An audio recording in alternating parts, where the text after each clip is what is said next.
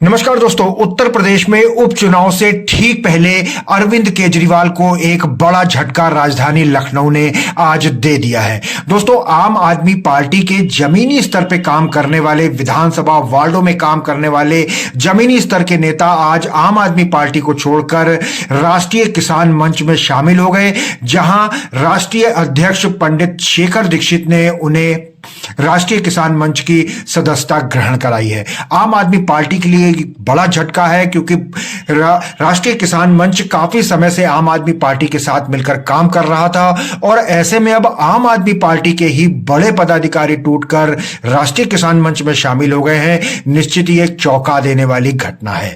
दोस्तों, हम बातचीत करेंगे कुछ पदाधिकारियों से भी और राष्ट्रीय अध्यक्ष शेखर दीक्षित। क्या कहना चाहेंगे, आम आदमी पार्टी के कार्यकर्ता आज राष्ट्रीय किसान मंच में शामिल हुए हैं? असल में आम आदमी पार्टी के लखनऊ के जो वरिष्ठ पदाधिकारी थे, जिसमें सुश्री नीरा सक्सेना जी वरिष्ठ उपाध्यक्ष थी, बीकेटी से विधानसभा अध्यक्ष धर्मेंद्र सिंह जी थे, साथ ही पूर्वी के विधानसभा उपाध्यक्ष और बीकेटी के महासचिव उपाध्यक्ष और कई वार्ड अध्यक्षों ने आज राष्ट्रीय किसान मंच की सदस्यता ली। और सदस्यता लेने के पीछे मुख्य कारण जो है वो ये रहा कि लंबे समय से यहाँ संगठन की उपेक्षा चल रही है और संगठन का कोई ठीक कोई कार्य या किसी तरह का कुछ भी नीचे ऐसा दिशा निर्देश नहीं प्राप्त हो रहा है। आप देखेंगे कि लोकसभा चुनाव में भी संगठन ने बिना शर्त समर्थन दे दिया था।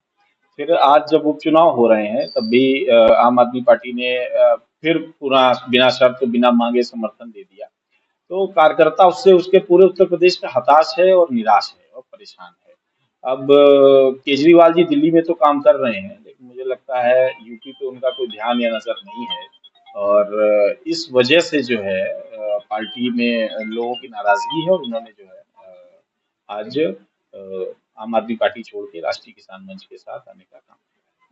अभी किस तरीके से फिर राजनीतिक माहौल को आप देख रहे हैं, क्योंकि काफी कुछ ऐसा वर्ग संघर्ष चल रहा है, आगे 27 का भी बड़ा इलेक्शन है, तो किस तरीके से क्या क्या रणनीति रहेगी आगे? देखिए, अगर आप संगठन की दृष्टि से देखेंगे तो आम आदमी पार्टी ने अपना लगभग पूरा का पूरा संगठन ध्वस्त कर लिया है।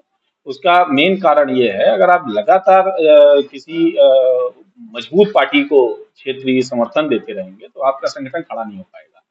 जैसा आपने कांग्रेस के साथ देखा कि कांग्रेस पिछले 35-36 साल से यहाँ सत्ता में नहीं है, कारण सिर्फ एक रहा कि वो किसी ना किसी को समर्थन देते रहे, क्योंकि कांग्रेस भी बहुत बड़ी पार्टी है, मतलब देश की पार्टी है।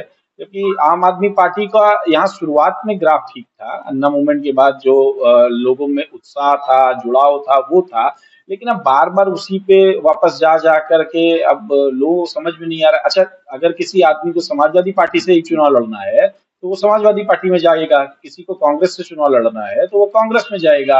अगर बार बार आप चुनाव नहीं लड़ने की बात करेंगे तो कार्यकर्ता आपके साथ नहीं टिकेगा। दूसरी बात, अभी पंचायत चुनाव निकट है। पंचायत चुनाव निकट होने पे भी पूरे प्रदेश में मुझे लगता है पंचायत का कोड भी भंग कर दिया गया है, उससे भी सारे लोग संपर्क कर रहे हैं, परेशान हैं। तो ऐसे में मुझे लगता है कि अब प्रदेश को भी ज़रूरत है और लोगों को भी ज़रूरत है कि नए माहौल में नए तरीके से चीज़ों को जो है डेवलप किया जाए। सर, उत्तर प्रदेश में उपचुनाव होने वाले हैं, राष्ट्रीय किसान मंच किस तरफ देख रहा है और क्या करने वाला है इस बार उपचुनाव में? समर्थन होगा?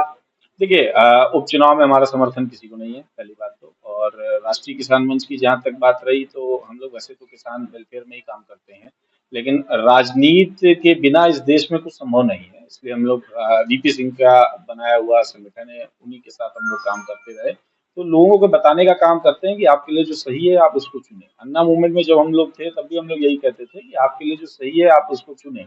और शायद यही कारण था कि अन्ना जी केजरीवाल जी से राजनीति से दूर रहने को कहते थे, कि उनको लगता था कि ये लंबा चलाया जा सकता है और लोगों में बदलाव आ सकता है। राजनीति में जाने के बाद देखिए आरोप प्रत्यारोप फिर होने लगते हैं और चीजें खत्म हो जाती हैं। अच्छा, लड़ाई तो सीधे सीधे यहाँ पे जब समाजवादी और भाजपा लड़ रही है तो दो ही के बीच होगी, तीसरी तो कोई पार्टी ही नहीं है। जब कोई और पार्टी पार्टी में आई नहीं तो फिर दोनों में से कोई ना कोई विनर होगा और कोई ना कोई हारेगा। मेरा नाम नीरज सक्सेना है।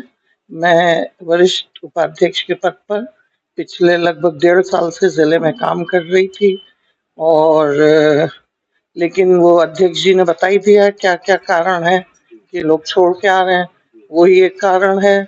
और ऐसा लगता है जैसे कि ये दुर्भाग्यपूर्ण है, लेकिन शायद सत्य है कि जो काम करने वाले हैं उनकी अनदेखी लगातार की जाती है और मापदंड कुछ और हैं।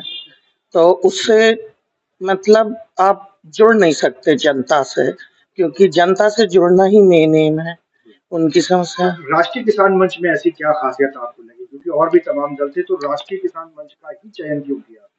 राष्ट्रीय किसान मंच का चयन तो मैंने उनके राष्ट्रीय अध्यक्ष को देख के किया, क्योंकि मैं उनके संग 1.5 साल से काम कर चुकी हूँ। अब मेरे संग ये प्रॉब्लम है कि मेरा स्टैंडर्ड वही हो गया, अब मैं हर जगह काम नहीं कर पाऊंगी।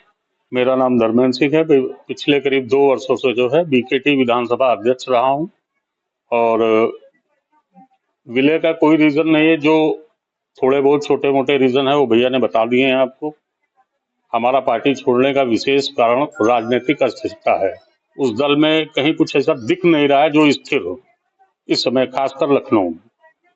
और हमने थोड़े दिन पहले भैया हमारे अध्यक्ष थे शेखर दीक्षित जी, उनके साथ हमने काम किया और काम करके उनके साथ हमको बहुत अच्छा लगा। राष्ट्रीय किसान मंच ज्वाइन करने का यही एक रीजन। तो दोस्तों देखा आपने, इस तरीके से आम आदमी पार्टी को आज उत्तर प्रदेश में एक बड़ा झटका मिला है, क्योंकि पार्टी का झंडा उठाने बूथ लेवल तक काम करने वाले जो कार्यकर्ता हैं वो टूटकर राष्ट्रीय किसान मंच में शामिल हो गए हैं। दोस्तों एक और कहावत कही जाती है कि चावल कितना पका है एक दाना निकालने से ही पता चल जाता है। तो उत्तर प्रदेश की इस छोटी सी घटना ने आम आदमी पार्टी का उत्तर प्रदेश में कितना विस्तार है, संगठन के अंदर क्या कुछ चल रहा है, ये सारी तस्वीरें इस छोटी सी घटना से साफ हो जाती हैं। क्योंकि जब वार्डों में काम करने वाले, विधानसभा स्तर पे काम करने वाले कार्यकर्ता ही पार्टी के साथ नहीं रहेंगे तो उस पार्टी का राजनीतिक भविष्य क्या होने वाला है ये हम सब समझ सकते हैं। दोस्तों उत्तर प्रदेश और राजधानी लखनऊ से जुड़ी ऐसी ही महत्वपूर्ण खबरें और जानकारियां लगातार हम आपको दिखाते रहते हैं, इसलिए लगातार हमारे साथ बने रहिए नेशनल वॉच न्यूज चैनल पर। बहुत बहुत धन्यवाद दोस्तों।